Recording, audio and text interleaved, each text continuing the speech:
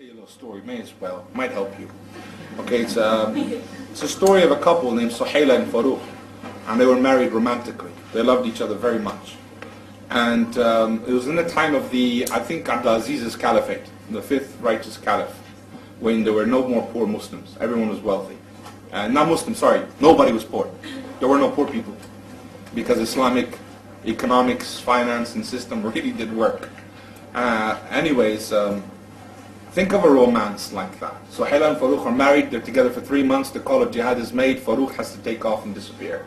He leaves her a little bit of money, about 3,000 dirhams, and says to her, make do with this for 3 months, I'll be back in 3 months. There's a treasure chest of 30,000 dinars, which is equivalent to 2 million pounds in his house, and he says to her, don't touch that, it's amana. I'll be back in 3 months. Because that's what they did, the soldiers would go and come back. 3 months went on, 6 months went on, 9 months went on. In that time she found bearing with a child. Year went on, she gave birth to a boy. No sign of Farooq. Year and a half went on. 2 years went by, 2.5 years went by. Some man came back from battle and said, I saw Farooq fall. Now she knows he is dead. And so now she opens the treasure chest of 2 million pounds. Until then she obeyed him, didn't touch it. 3,000 dirhams for that long, subhanAllah, she stretched it. 30 years go by. She's looking after this boy. She's had a son. She's looking after him. She's paying for his education. She's getting him, looked after, etc. 30 years go by. Now we're in Medina. This happened in Medina. 30 years she's thinking of Farooq. He was such a great man, my great hero. He fought jihad, he was killed. He was just this amazing guy. She loved him. When he was going, he thought twice, he looked back, she pushed him out the door. Said, have you no fear of Allah? Seek the Jannah and I'll see you there, inshallah. She was a righteous woman. She pushed him out, said, go. And he went. Anyways, 30 years go by. Here's Medina. Let's leave the country, Google Earth, go all the way over to China, okay? We're on the outskirts of the Muslim lands. We're in China, on the borders. Back down onto the earth. Nighttime, fire camp. Army soldiers defending the borders of the Muslims. And amongst them is a man sitting on the bridge. And he's doing what's called ribat, protecting the soldiers while they sleep.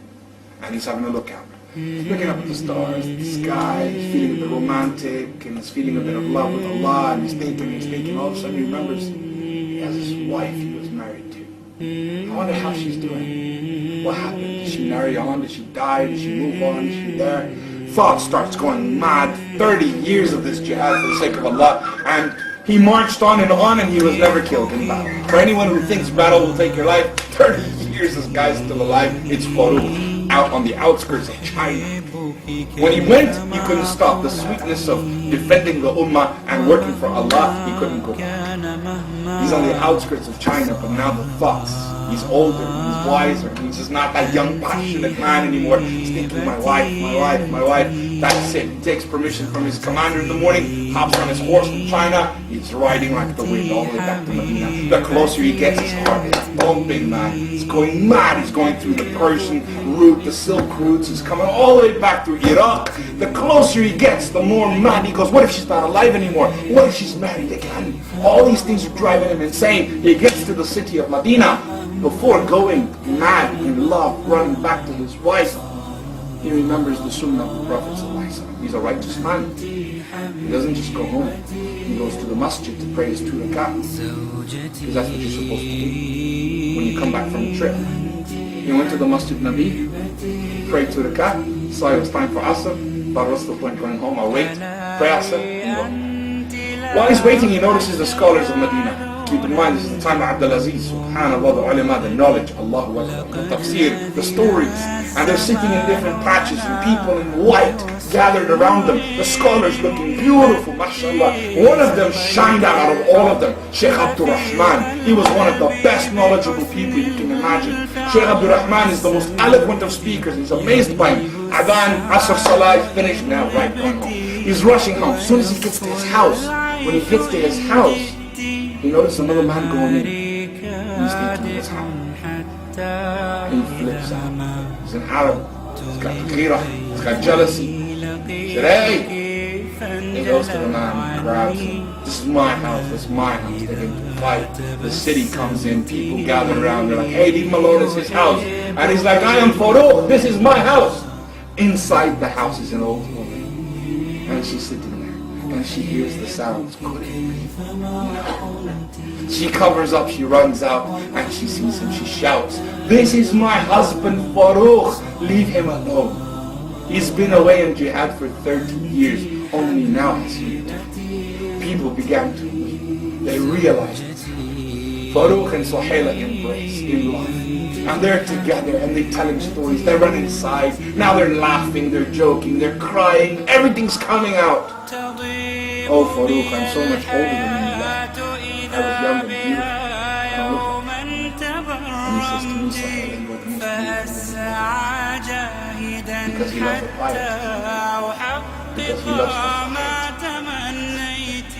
And he's in madly love with her still. And he's there embracing and they're weeping together. Finally Farouk starts to get to his senses and he goes, oh Suhaila, there was a treasure chest I left. There's 2 million pounds in it. 30,000 dinars. What happened? Suhaila said, Farouk, let me ask you a question. Did you go to the masjid? She knows he did. She's wise. They're pious. They're religious. It's the sunnah. Did you go to the masjid? You did? Yes, I did. Did you see anything? Amazing scholars. This time has changed. The knowledge of the deen, the way it's being spread. Did you see anyone in particular? One really stood out. What would you give to be that man? I would give anything to be that knowledgeable. Would you give 30,000 dinars? Yes, I would. What if that was your son? And he said, even more. And he said, that's your son, Abdurrahman. His son was the best scholar of Medina because it was halal money and she spent it all instead of shopping online. She was raising her son in the best Islamic education. 2 million pounds she spent in that time. That much money on his education. And today, what do we spend on Islam? Farouk and Suhaila, she said, that's your son. Farouk goes mad. He comes out the house screaming, oh, Sheikh Abdurrahman is my son. I am Farouk. And he's just dancing, he's excited. Abdurrahman comes, they call him, they say, what? He says, I am his son. Where is he? The man says, I'm Sheikh Abdurrahman. And when he sees him, he realizes the man he was fighting with in the beginning. He was going to his house. That was his son. And he hugs him and he embraces. And the city comes and sees this father jumping up for joy. My son is no ordinary boy. He is Sheikh Abdurrahman. And everyone starts to weep. Everyone is emotional with him. And one of the people that wept, that came to stop the arguing in the first place, was the great Imam Malik from the Maliki Madhab. What was he doing there? What was he doing there in that crowd? Imam Malik was the student of Sheikh Abdurrahman ibn Farouk. ومن آياته